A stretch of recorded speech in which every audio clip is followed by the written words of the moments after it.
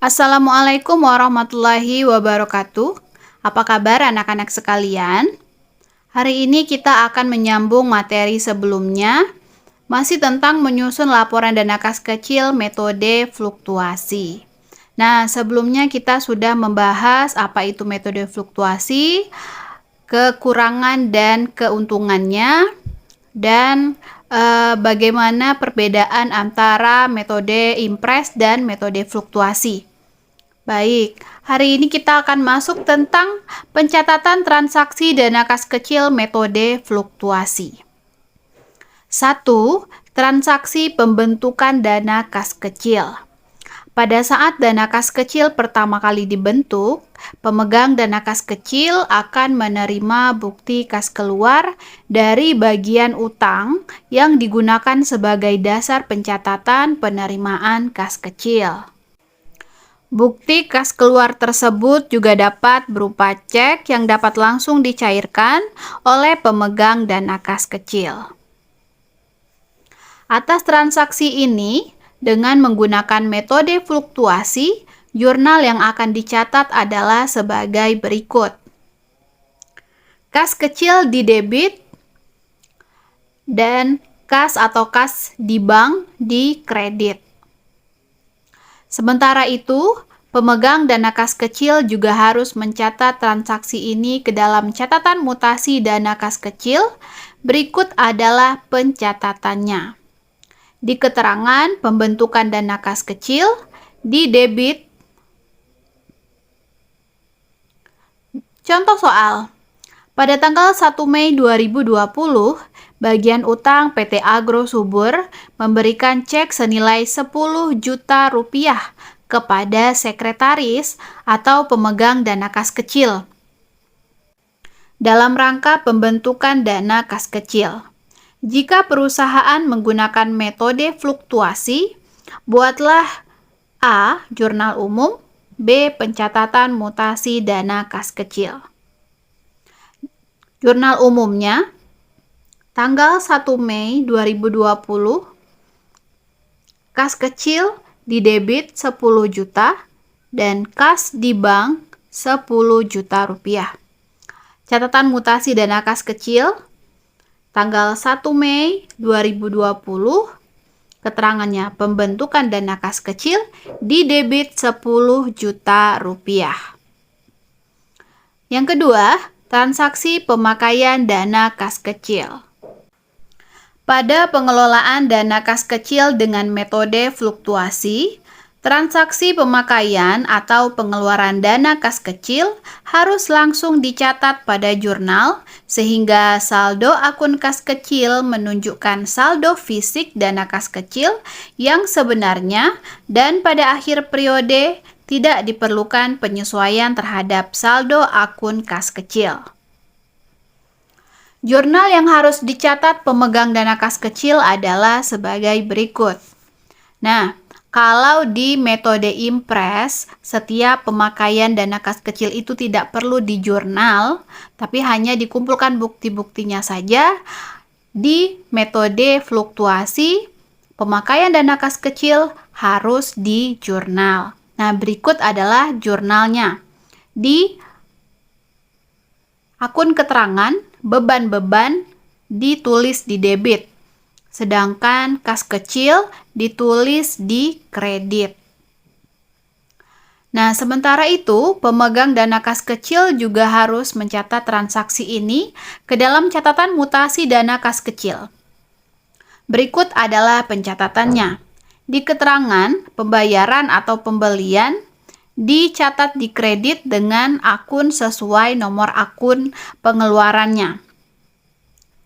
Contoh soal, pada tanggal 7 Mei 2020, pemegang dana kas kecil PT Agro Subur membeli perlengkapan kantor seharga Rp750.000. Jika perusahaan menggunakan metode fluktuasi, buatlah A. Jurnal umum, B. Pencatatan mutasi dana kas kecil. Oke, mari kita lihat.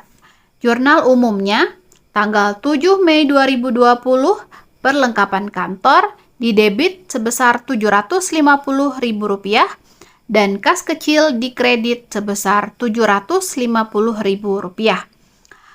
Berikut catatan mutasi dana kas kecil. Tanggal 7 Mei, pembelian perlengkapan kantor dikredit Rp750.000 dan akun Rp750.000. Yang ketiga, transaksi pengisian kembali dana kas kecil.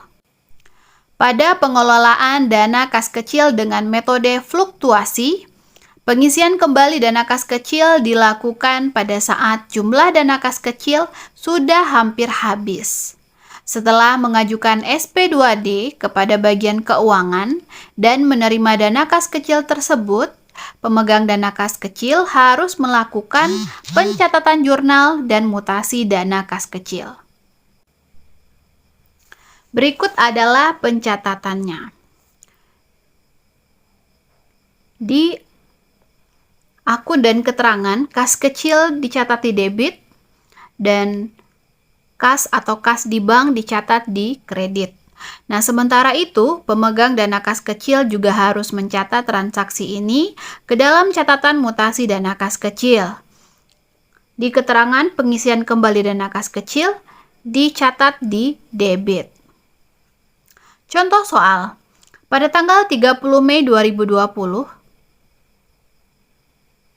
pemegang dana kas kecil PT Agro Subur mengajukan pengisian kembali dana kas kecil sebesar Rp9.500.000.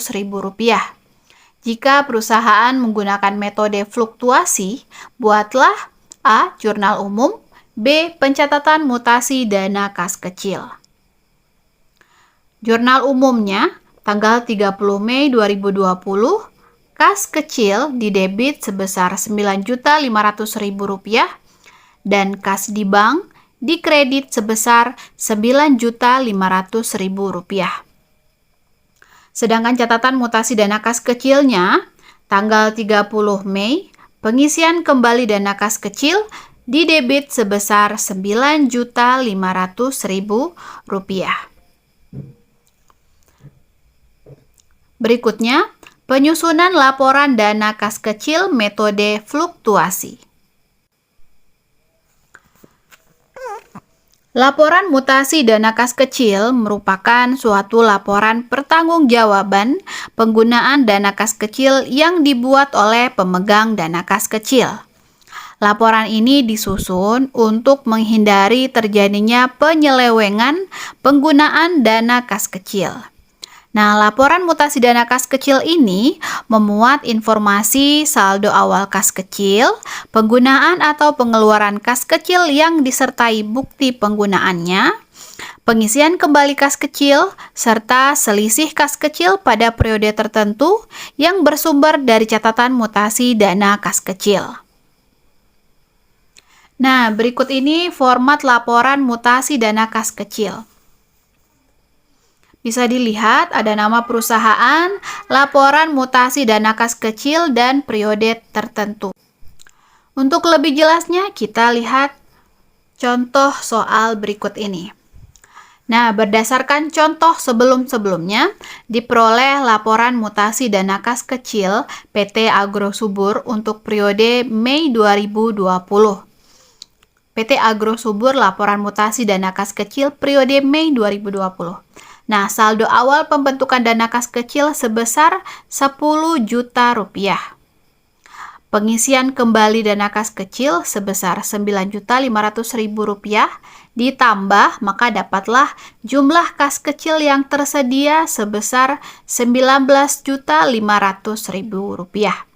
Nah, pengeluaran dana kas kecil selama periode Mei 2020 yaitu sebesar Rp750.000 dikurang, maka dapatlah saldo akhir dana kas kecil sebesar Rp18.750.000. Baik, anak-anak sekalian, semoga mengerti dengan apa yang telah Ibu jelaskan.